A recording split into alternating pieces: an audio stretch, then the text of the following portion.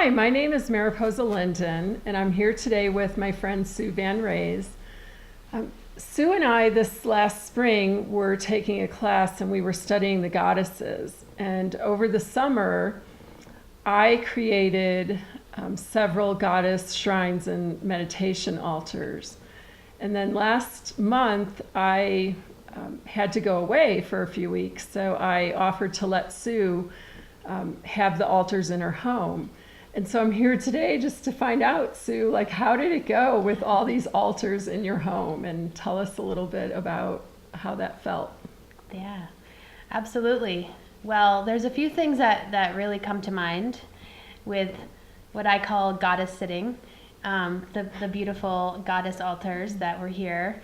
The first of the things is that the vibration in my house really was uplifted. And it just felt like a really beautiful, sacred space that had just, the volume had been turned up. And that was really wonderful every time I walked in my house to sort of feel that shift in the energy here and the sacredness here. So that really, I felt so grateful for that. That's great. Another thing that I noticed was that the altars really helped me to create a little bit more intentional ritual for myself, and having studied the goddesses, and especially the Hindu goddesses, a lot in the past few years, it's been really helpful to have these altars as a reminder to bring into my meditation and my prayer and my own day-to-day ritual, and that's been so much fun to have that physical representation here. And then lastly, one of the pieces that was really exciting, and you were here for part of that, was the placement of the altars.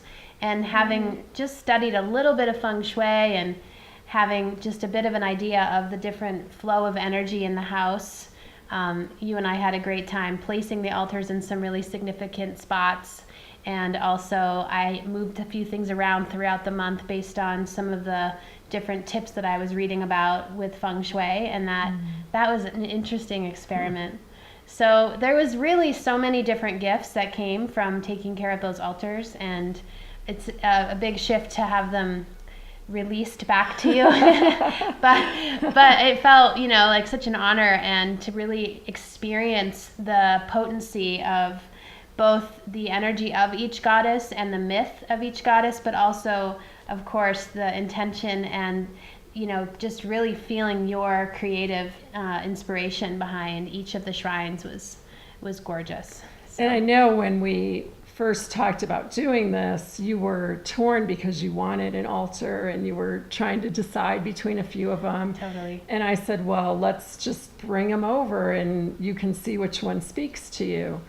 And so now you've had 10 in your home, which is quite an uplifting. Yeah.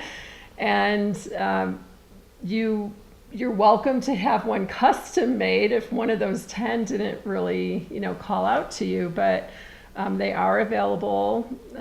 There are all sorts of different goddesses and different energies that you can bring in with the Buddha or with one of the Hindu goddesses, or even I made one for a friend that was a creative dancing altar because she's into creative movement.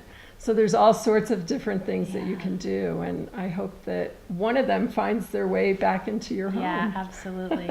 It's really a special thing to be able to customize something based on your own particular life and what you're calling in and what you're working with in your own practice. So I've seen that when you've told me about custom altars you've made for other people, and it seems as though you get very, very focused and very much embodied into that creation, and then every time there's something miraculous that comes from that. So it's such a gift that you have.